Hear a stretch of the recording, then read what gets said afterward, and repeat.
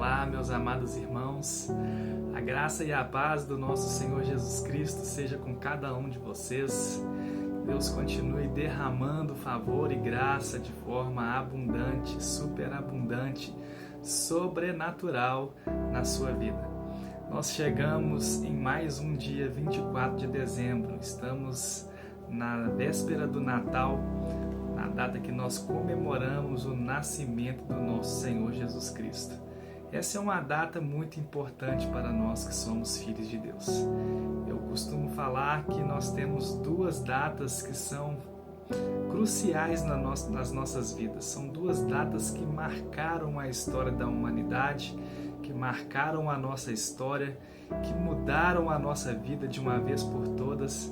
E uma dessas datas é o Natal, onde nós comemoramos o nascimento de Jesus. O nascimento de Jesus, ele foi o início, foi um marco na história da humanidade, porque se Jesus não tivesse nascido, a obra de Deus não teria sido consumada. Então o nascimento de Jesus marcou a história. O nascimento de Jesus deu início a uma restauração completa da história da humanidade, e isso é extraordinário, e isso é muito maravilhoso nós pensarmos nisso. Agora, a Páscoa também é uma data muito importante, porque a Páscoa ela se trata sobre a morte de Jesus, a expiação de Cristo, o sacrifício de Jesus como Cordeiro Pascual, que tirou o pecado, que removeu o pecado de toda a humanidade. Ali onde ele se fez justiça, ele foi a propiciação de Deus, onde Deus se fez satisfeito. E Jesus levou sobre si todas as nossas dores, todos os nossos pecados, toda a culpa, toda a ira de Deus que estava sobre nós. E ao ressuscitar, Ele também trouxe para nós uma nova vida. Então a morte e a ressurreição de Cristo também é um marco maravilhoso na nossa vida e é uma data que nós temos que comemorar bastante. Mas nós estamos comemorando o Natal. E eu gostaria de compartilhar com você uma palavra que Deus tem colocado no meu coração. Vou ser muito breve, mas eu creio que nesse ano que está para se iniciar será um novo marco nas nossas vidas. Você que tem caminhado conosco, você ou até mesmo você que não nos conhece, que não conhece o nosso ministério, eu quero declarar uma palavra profética sobre a sua vida, que o ano de 2025 se iniciará algo extraordinário de Deus na sua vida. Deus irá fazer algo extraordinário na sua vida que vai se dar início através desta obra maravilhosa que Deus ele fez nas nossas vidas. E eu tenho percebido que nesse ano de 2024 muitos irmãos têm passado por muitos momentos de dificuldades. E eu gostaria de compartilhar com você uma palavra que vem de encontro ao seu coração.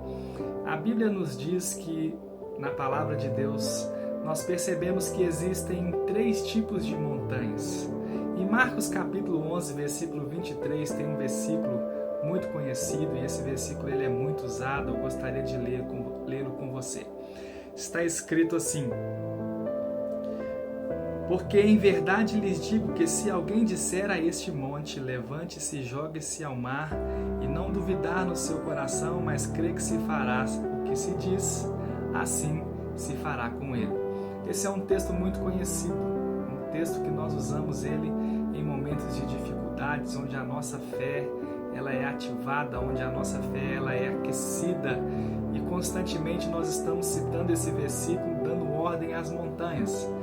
Mas eu gostaria de compartilhar com você sobre algo, porque a Bíblia nos diz, nos registra, nos conta sobre 3 tipos de montanhas que existem. Montanha na Bíblia nos traz um princípio espiritual muito poderoso, porque a montanha ela depende do contexto em que ela é aplicada, em que ela está sendo inserida, ela pode significar várias coisas. Por exemplo, quando a Bíblia está citando a montanha, o Monte Sião, a Bíblia está querendo dizer ali que esse monte é um símbolo da presença de Deus, do lugar onde Deus habita. E esse é um significado espiritual muito poderoso. Mas a montanha também ela pode significar nas nossas vidas momentos de desafios, momentos de dificuldades, momento onde as coisas não estão indo bem nas nossas vidas e nos deparamos com uma montanha enorme nas nossas vidas. E é muito importante nós identificarmos que tipo de montanha nós estamos enfrentando, porque, de acordo com a palavra de Deus, existem montanhas que nós daremos o comando e essas montanhas serão lançadas ao mar. Esse é um tipo de montanha que eu acabei de ler com você, que você comanda e essa montanha será lançada ao mar. É o tipo de montanha que você usa a sua fé, uma fé que é inspirada do Espírito, e quando você dá a ordem diante daquela montanha, baseado na palavra de Deus, essa montanha ela tem que ser removida.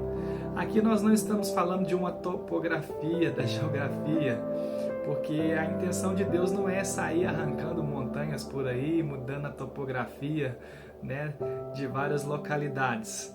Mas essa montanha está nos dizendo justamente sobre dificuldades, sobre algumas adversidades que muitas vezes vêm sobre as nossas vidas.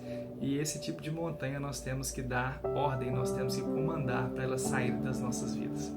Mas existem montanhas que nós não adianta nós darmos ordem para elas saírem, porque existem montanhas na Bíblia que nós deveremos escalar.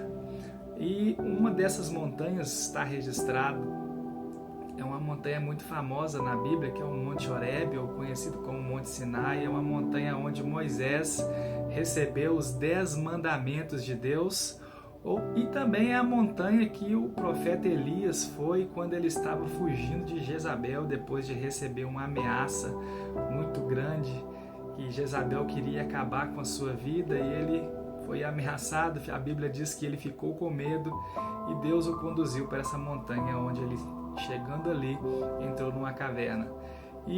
Mas esse tipo de montanha não é o tipo de montanha que nós damos ordem para elas serem lançadas ao mar. Esse é o tipo de montanha que nós precisamos escalar. É o tipo de montanha onde Deus falou com Moisés: suba a montanha, porque lá eu irei falar com você. E foi exatamente lá no topo dessa montanha, quando Moisés ficou 40 dias ali, jejuando e orando, desfrutando da presença de Deus, que ele recebeu de Deus os 10 mandamentos. Deus poderia ter dado para Moisés os mandamentos lá embaixo. Ele sempre estava em oração a Deus. Ele sempre estava na tenda do encontro, que era o lugar onde Deus se manifestava ali, que era o lugar onde ele tinha uma vida regular de oração. Deus poderia ter dado para Moisés as revelações ali da aliança, as revelações da lei ali na tenda do encontro, que ficava do lado do tabernáculo, ao lado do arraial onde o povo de Deus se acampava. Mas Deus não deu para ele, Deus fez subi-lo a montanha. Então existem montanhas nas nossas vidas que não vai bastar nós darmos comando, nós teremos que escalá-las. Mas a Bíblia também fala de certo tipo de montanhas que nós temos que evitá-las. São aquele tipo de montanhas, circunstâncias e adversidades que estão ao nosso redor, que muitas vezes nós, por escolhas erradas, por não termos conhecimento, ciência da vontade de Deus ou do que está escrito na sua palavra, tomamos posições e atitudes erradas, ou muitas vezes nós pecamos contra Deus e, como consequência, uma montanha se instala diante de nós. Talvez também esse tipo de montanha pode ser algo que alguém tenha feito para você, ou muitas vezes o pecado de alguém te afeta e de repente você se vê com uma montanha muito grande diante de você. E nós precisamos ter ciência de que tipo de montanha, de que tipo de adversidade nós temos enfrentado nas nossas vidas. Porque ter revelação, se a montanha é para ser comandada, se a montanha é para ser escalada, ou se a montanha é para ser evitada. Porque de acordo com o tipo de montanha que nós estamos enfrentando, nós precisamos ter a postura certa na nossa vida, que irá mudar as circunstâncias. Eu quero dizer para você que nesse novo ano que se inicia, Deus vai dar para você algo sobrenatural da parte de Deus, que você vai ter discernimento de Deus para discernir o tipo de montanha de adversidade que você tem enfrentado na sua vida. Que esse ano de 2025 você possa experimentar um novo tempo e que essas montanhas, seja ela qual for, possam ser removidas da sua vida e que todo o impedimento possa cair por terra no nome de Jesus.